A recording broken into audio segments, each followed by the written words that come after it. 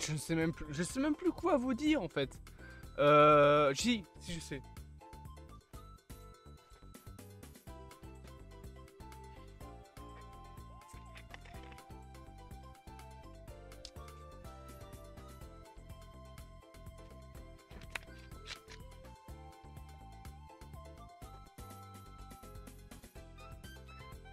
Waouh!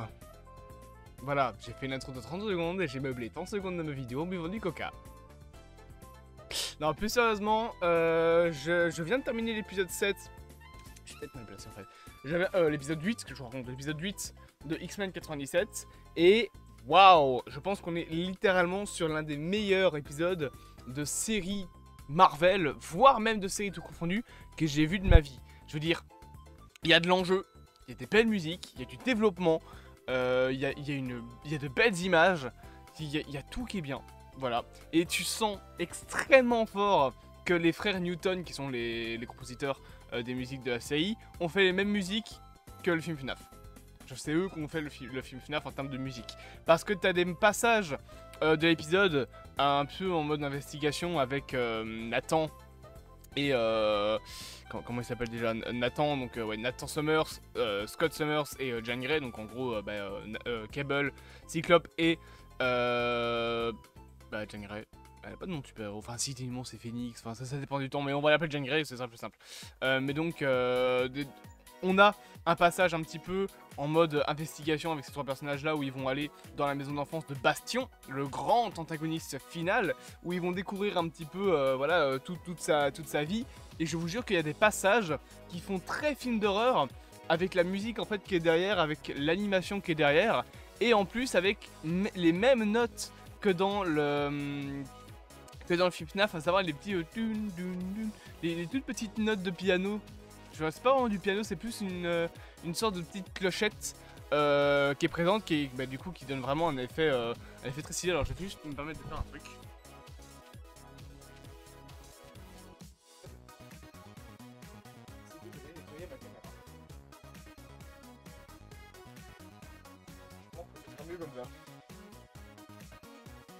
Oui, il fait extrêmement chaud dans cette pièce, je vous jure que je crève de chaud, je vais aller ouvrir ma fenêtre et mettre un ventilo après.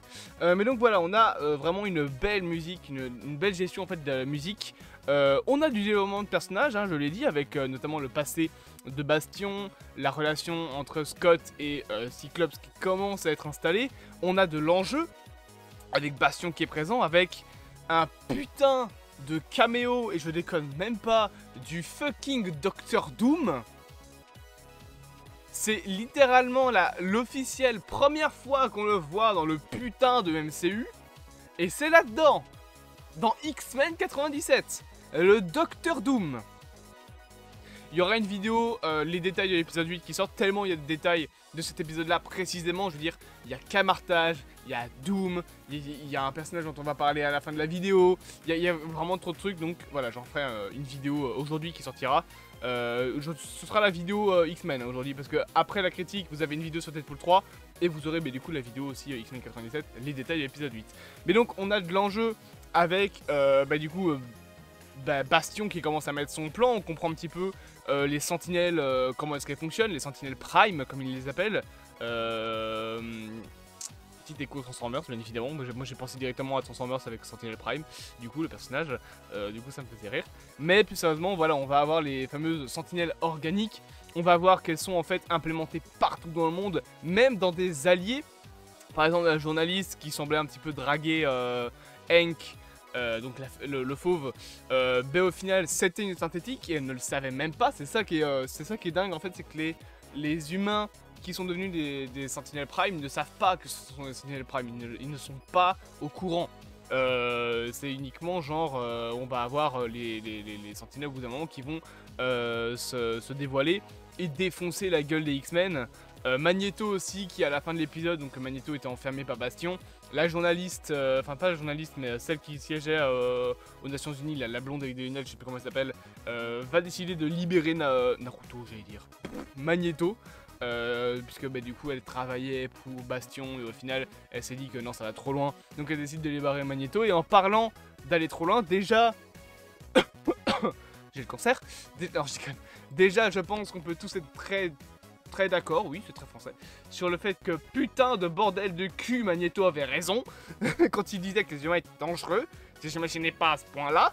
Et surtout, la fin, quand t'as Magneto qui s'envole dans sa boule d'énergie qui fait assez, et t'as tous les trucs, t'as toute la planète en fait qui se déconnecte, genre il prend l'électricité de toute la planète, il fait plouf.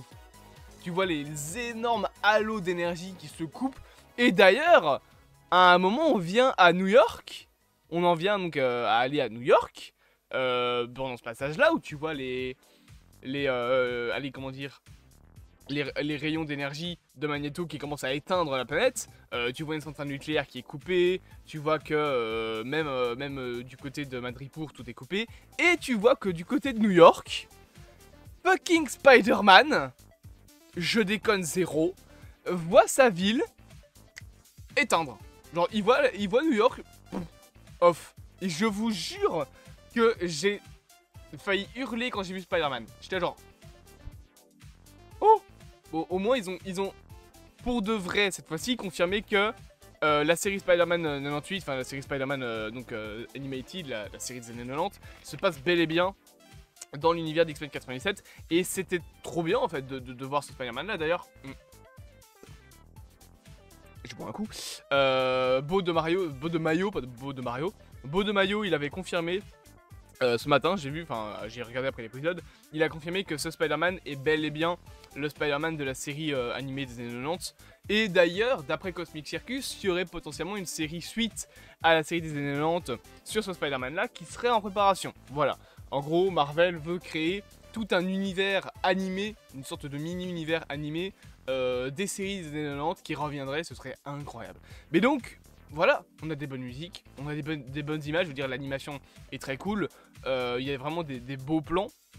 Rien que ce plan là est magnifique. Le plan où t'as Charles Xavier qui revient sur Terre et qui dit j'espère qu'il n'est pas trop tard mes X-Men, et qu'il connecte à tous les X-Men qui sont dispersés sur Terre avec ses pouvoirs télépathiques, et que t'as sa voix qui fait j'espère que je ne suis pas arrivé trop tard mes X-Men, avec l'écho de ses pouvoirs. Enfin, vraiment c'était trop stylé. Charles Xavier qui revient sur Terre aussi, c'est trop stylé. On avait d'ailleurs un caméo de Stryker, qui est un antagoniste assez important des X-Men, mais ça on en reparlera dans une autre vidéo bien évidemment. Donc bah, j'ai rien à dire de plus, c'était juste putain d'incroyable. Je